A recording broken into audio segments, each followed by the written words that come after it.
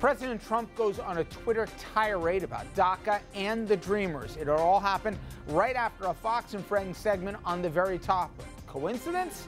Well, the trouble is, they were way off base here, but the president, heck, he tweeted it out anyway. We're going to take a look at a wild weekend in Mar-a-Lago. Also, the head of the EPA, he's embroiled in yet another controversy, and not only is he totally trying to gut the agency and its very mission, but Scott Pruitt, he's also accused of using his position for personal gain.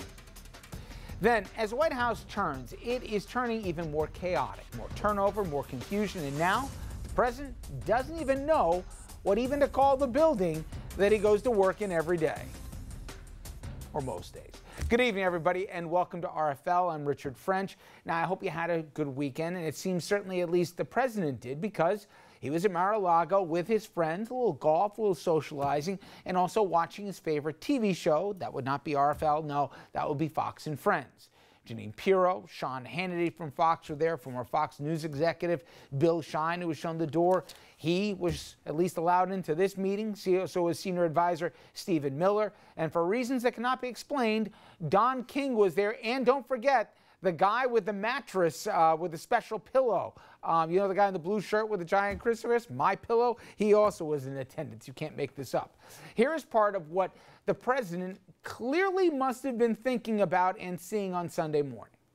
We talked about this this group of migrants, 1,200, marching to America, and the BuzzFeed reporter that's going along with them reporting on it. It's a group called, when you translate it, A World Without Borders, or People Without Borders. And they're marching to the U.S. border because they want in.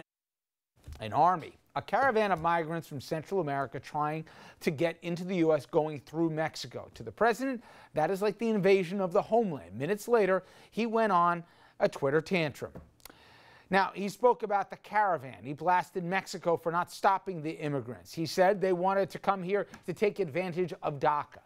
By the way, that's not even close to the way that DACA works. And of course, he also slammed Democrats for getting rid of DACA, even though the president was the one who ended the program for Dreamers, leaving about 800,000 people in limbo. And today, he was still steaming hot mad here, and of course, blaming his favorite whipping boy. That would be the Democratic Party. People are coming in because they want to take advantage of DACA, and we're going to have to really see. They had a great chance. The Democrats blew it. They had a great chance, but we'll have to take a look. But Mexico has got to help us at the border. They flow right through Mexico. They send it into the United States. Can't happen that way. A couple things. First off, Tiffany. Hey, she was in the photo there. That's news. And secondly, why exactly is Mexico going about trying to use U.S. favors when they're surrounded by nothing but murderers and rapists here? And by the way, we're going to get them here with the whole NAFTA thing. That, according to the president. But I digress. Now, during the White House Easter egg hunt, because that's always where you want to get into policy, with little kids all around, once again, the president went right after DACA and again the Democrats. The Democrats have really let them down. It's a shame. And now people are taking advantage of DACA, and that's a shame. Listen up, Junior. Okay, now, this is where we get into the fact part of it. I know it's boring, not as exciting as the other stuff, but there is not only some history, but some reality when it comes to DACA. First off, last year, Trump, he set a deadline for it to end. He was the one who instigated it. Nobody else. The president did it. Now, unless Congress acted, it was going away. Nothing got done. Trump kept changing his mind and his position, so he made their job next to impossible. Now, the deadline is on hold due to a court ruling. Then, during budget negotiations last month, Democrats wanted to include DACA, and they were even willing, amongst, I should say, huge opposition from parts of their base, to fund Trump's precious wall. That also not good enough for Trump. Even some Republicans were upset that money would be dedicated to a project they thought was a waste of time. Signed the bill but complained about it, and that's gotten even some Republicans mad that he can't accept the deal. Take a listen to Pennsylvania's Charlie Dent, a moderate, if you call it, Republican. He was part of the budget agreement that set the framework out, and his administration was part of the negotiation. He thought it was a lousy bill, and he'll never sign another thing like that, he said. Well, I'll tell you what, his Secretary of Defense is very happy about this situation. We did exactly pretty much what Jim Mattis wanted us to do. So it's hard to say on the one hand they appreciate what we've done for them and saying it's a terrible bill on the other. Okay, with me so far? Now, Democrats, of course, they're not happy by the president's handling of DACA or seemingly blaming a new actor every moment other than himself for where we are. Take a listen to California's John Garamundi. The DACA program was in place. There was a question about its legality. That's a court issue. So what did the president do? He promised during his campaign two things. One, he would terminate DACA. He did that. He created this crisis. He created this problem all by himself. We actually offered a pile of money for the border wall, and he turned it down. That was back in January. So the facts are there. The reality is it is a problem that was created by this president. It's a problem that he is using these DACA people as leverage to get his border wall. Okay, let me bring in my panel right now to help me make sense of this because I don't get what just went on this weekend. Jeannine Zaino, professor of political science at Iona College, also senior advisor at the consulting firm Applied Techonomics. Andrew Whitman, our senior political correspondent. Okay. Whether he doesn't understand it or whether he knows and he's lying about it, and I'm not sure which one's worse at this point. Everything he was saying about DACA and this caravan, or as he called them, an army that was coming across the border of migrant farmers, and I'm going to leave for a moment the fact that we can't get people to do jobs right now, given where unemployment is in this country, and particularly red states are hurting for these kind of jobs that they're coming here to do. Leave that aside. Okay. DACA. It's not for those people, right? No. DACA only applies to people who came to this country up to 2007. So anybody who came to the United States 2007 or later would not qualify for DACA. So if somebody from this caravan made it to the United States today, they wouldn't qualify. They would be subject to deportation. And by the way, in years past, because this isn't new, the Mexicans actually, because they're coming from Central America up through Mexico, the Mexicans actually in the past have served as a busser and detained or whatever some of these folks. They're not doing it now. Why, pray tell, do we dare imagine the Mexicans aren't going out of the way to help out this president? Well, there's been something of a negative atmosphere created from this president towards Mexico. He wants Mexico to pay for the wall. He wants to renegotiate NAFTA, which includes Mexico. He feels like Mexico is somehow stealing our jobs, which, has a kernel of truth to it. That's the other thing. All of these stories have a kernel of truth to the whole thing. It's interesting watching how a Fox News story then turns in the mind of a Fox News viewer. It just happens that this is happening at a very public Fox News viewer. And that is, Jeannie, my next question, which is, if I didn't live through this for the last year, I'd never believe what I'm saying right now.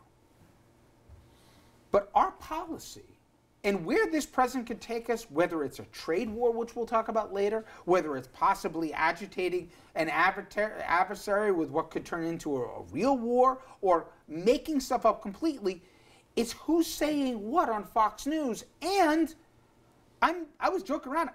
People think I was kidding. Don King and the guy with the magic pillow were with this president for the whole week, and along with Jeannine Pirro, who people around here may remember, and I guess Hannity was around, and Bill Shine, who was fired from Fox at one point.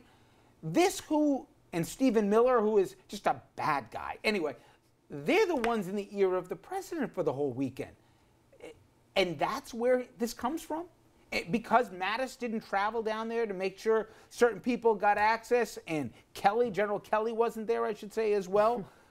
This is what happens with idle hands when he's not on the golf course. It sounds crazy, but everything I say, I swear to God, I mean. That's how policy seems to, at least if not get made, get articulated over Twitter. Yeah, and let's remember what DACA is. It's deferred action for childhood arrivals. These are children who are brought into the United States with their guardians or parents who have no choice but to come and who live their entire lives here. And if I could interrupt you, I apologize. Let's remind everyone what the president said. Again, he's the one, without anyone pushing him, who brought DACA up, and this is what he said he wanted in terms of legislation regarding DACA. I feel having the Democrats in with us is absolutely vital, because this should be a bipartisan bill. This should be a bill of love. Truly, it should be a bill of love, and we can do that. And how do we get from a bill of love to this? And he was right then, and he's wrong now. And we need to clarify something about the Mexican border. Illegal immigration from Mexico is below zero and has been for several years. That is the reality. Despite all the hype since 2016, there is less than zero illegal immigration from Mexico. And anybody who studies these things knows that. That is not a problem. What happened in the 1960s was when they wanted to bring in people from around the world, the Democrats said, let's set some limits and you have to come in from around the world. So we limited immigration. Immigration was never an issue from Mexico until we set limits because we wanted to be more inclusive of people around the world. Of course, you're going to get more immigration from your borders than you're going to get from Nigeria to the United States. That's what's created this fall problem. Don't forget that was one of the asshole countries when you bring up Nigeria, right? Yeah, but it's not. There is zero illegal immigration from Mexico. It's and I wish we had zero. time because the Times has a great interactive map that talks about the crime. Because that was the other thing about the president was that they're bringing in all this crime and everything, and that's not true either. It's less on the border states where we have quote-unquote illegal immigrants than it is where we have natural-born citizens. But if it's not true, and it's not most of this, then why is he doing it? And it's either because he's absolutely has no idea what the facts are, which is a possibility, but it also serves him to be advantageous in two different ways. One, it stirs up his base and lets them know that he thinks it's the Democrats to blame. Just to your point, reportedly, those 5 people we've shown here, they were telling him over the weekend that he was losing his base, including what Ann Coulter said, because he never got the wall built, that nobody thinks would be efficient or that it wouldn't be cost prohibitive and all the rest. That's one of the reasons why politicians don't make such concrete campaign promises that's so easily fact-checked. I'm going to build the wall, we're going to build the wall, we're going to build the wall, there's no wall. For it? Okay, how do you govern, though, guys, in this environment? I say that because I saw Dent, okay, Republican from Pennsylvania. He knows he's got a tough re-election in front of him. My point is, even when the president gets what he wants, does everyone remember the heat Chuck Schumer took for creating all this funding to go build a wall that everybody thought was ridiculous and everything else? They gave him what he wanted and he still didn't want it. And then he turns around, makes facts up, makes guys running where they know the plurality of their constituents wants DACA, to be an impossible situation where their own president tells them one thing on Friday and says something different on Saturday and then lies on Sunday. How do you govern this way? He can't, and those 5 are absolutely correct, by the way. He is going to lose his base because he has not fulfilled his promises. The wall is one thing, the repeal of Obamacare is another. You could go down the litany of things that when the Republicans have controlled D.C., they haven't fulfilled their promises to the base. The base will not get out in the midterm, and this spells disaster for the president. They're absolutely right on that point. But to lie about immigrants who are coming illegally or otherwise from Mexico is a whole nother ballgame. He's got to fulfill these promises. Andrew's right, he shouldn't have made it, but if you make it, you got to fulfill it, and he hasn't, and he's going to pay the price. Or at least be consistent with the lie. Or what you want. That's the other problem, because if you want to support him and you're going to hold your nose because you got a tough primary or whatever, you should have hope that he's consistent from one day to the next what he wants. Now, when we come back, there's another edition of how this White House turns. More personal changes, a lot more confusion, another market sell-off, and more people from the world of TV joining the administration. We'll tell you who, and we'll tell you what happened on a wacky Monday.